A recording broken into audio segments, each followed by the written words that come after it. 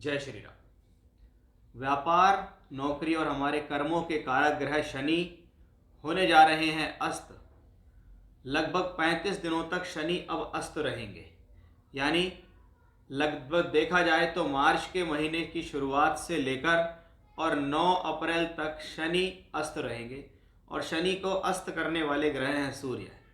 वर्तमान समय में सूर्य और शनि कुंभ राशि में गोचर कर रहे हैं।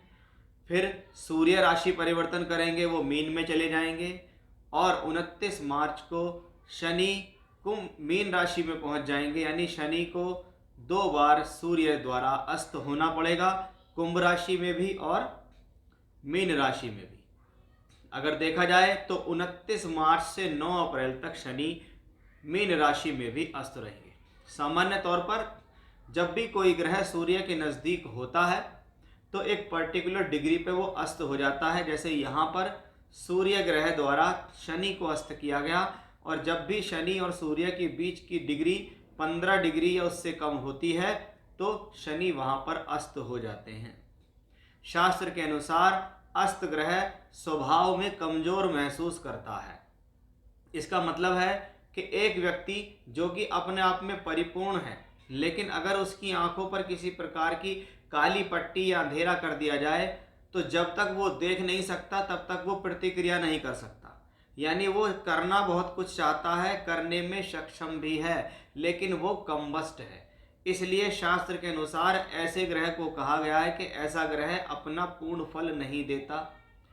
अस्त ग्रह से संबंधित गोचर हो या दशा हो, वह अतिरिक्त व्यक्ति से वर्क कराता है, जिसको हम कहते हैं एक्स्ट्रा एफर्ट्स कराने वाला प्लेनेट, ज़रूरत से ज़्यादा मेहनत कराने वाला प्लेनेट कहा जाता है। ऐसी स्थिति में यह भी है कि जब तक आप उस ग्रह से संबंधित पूजा पाठ दान नहीं करेंगे तब तक वो ग्रह आपको पूर्ण तरीके से अच्छे फल नहीं देगा।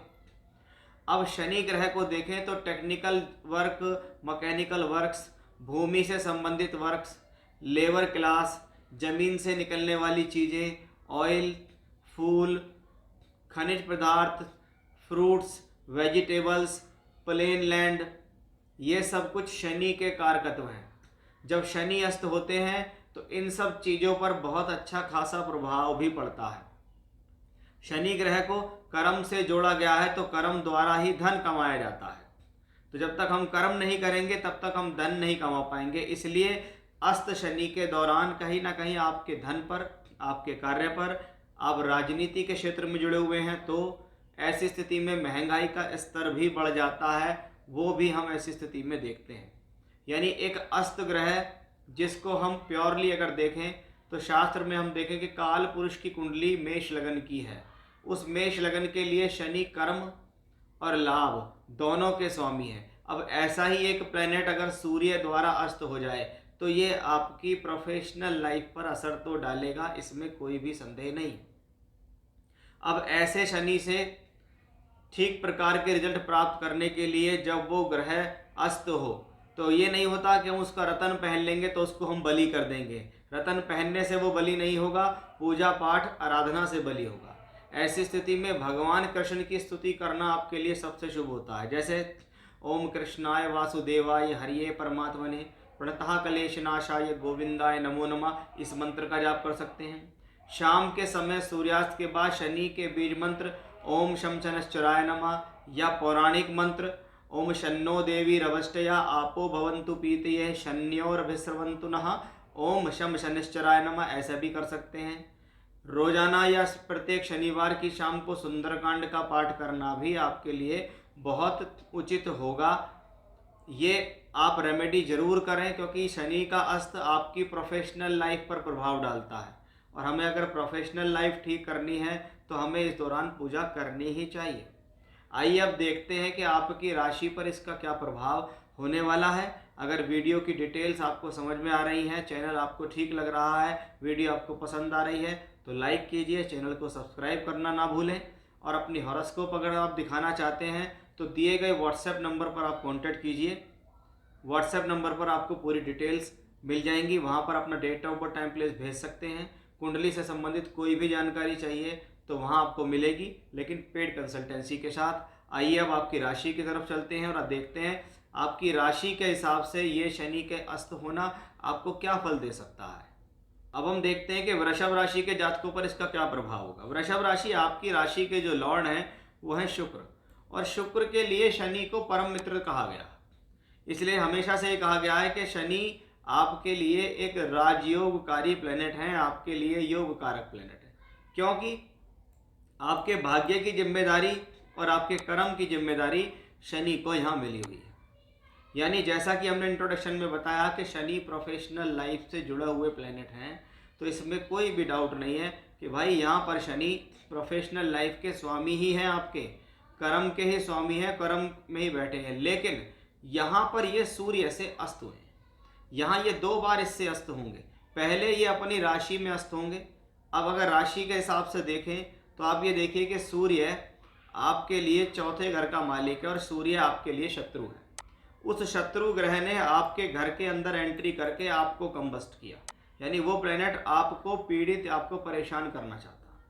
29 मार्च तक शनि का ट्रांजिट यहीं पर है, और जब वो कोई सूर्य ग्रह दशम भाव में जाकर शत्रु की राशि में शत्रु को अस्त करे, तो भाई सीधी बात है कि कोई शत्रु आपकी प्रोफेशनल लाइफ में इस दौरान एंट्री कर सकता है। कोई शत्रु आपकी प्रोफेशनल लाइफ में अड़चने डाल सकता है, कोई शत्रु आपकी प्रोफेशनल लाइफ को खराब करने की कोशिश कर सकता है। इसलिए ऐसे समय में शत्रु पक्ष से सावधान रहें, क्योंकि सूर्य यहाँ पर दिग्बली होता है, लेकिन वो शत्रु की राशि में है और उसने शनि को अस्त किया है। तो अगर आपका कोई भी काम राजनीति से जुड़ा हुआ है तो भाई इस दौरान थोड़ा सावधान रहो। कोई भी नई दखलंदाजी करने से बचो। किसी के साथ, अधिकारी के साथ या किसी नेतागण के साथ आपकी कोई आर्गुमेंट्स ना हो जाए। आप नौकरी या व्यापार कर रहे हैं तो ऐसी स्थिति में सरकारी क्रियाकलापों में सावधानी रखें, अन्यथा किसी व्यक्ति विशेष के द्वारा आपके आर्गुमेंट्स हो सकते हैं, आपकी किसी से बहस ना हो जाए जिससे आपका काम ना बिगड़ जाए। तो जो लोग सरकारी नौकरी कर रहे हैं, सरकारी क्रियाकलापों से जुड़ के काम कर रहे हैं, राजनीति से जुड़ा हुआ काम कर रहे हैं, उनके लिए ये विशेष सावधानी है कि अगर आपकी वृषभ राशि है तो आपको इस दौरान सावधान होना चाहिए, क्योंकि आपके प्रोफेशन के ग्रह शनि अस्त हो गए तो इस दौरान आपकी प्रोफेशनल लाइफ में कुछ ना कुछ टफनेस तो आएगी, स्थितियाँ टफ तो होंगी। इसलिए मैंने इंट्रोडक्शन में जो उपाय बताए हैं उनमें से कोई सा भी उपाय करना शुरू कर दो, आपके लिए ज़रूरी है। अगर आप चाहते हैं कि आने वाले 35 दिनों के अंदर आपकी प्रोफेशनल लाइफ में नुकसान ना हो, आपका भाग्य सही समय पर आपका साथ देना शुरू करे, आपका कर्म ठीक प्रकार से होता रहे, तो जो बातें ध्यान में बताई हैं उनको भी रखो, और शनि के अस्त होने के क्या फल होते हैं जो इंट्रोडक्शन में बताएं वो भी आप ध्यान में रखो, और जो पूजा बताई है वो भी करो, तभी आपको इसमें पूर्ण तरीके से रिलीफ मिलेगा। तो ये था वृषभ राशि के जातकों पर कैसा होगा प्रभाव शनि के अस्त होने का। जय श्री राम।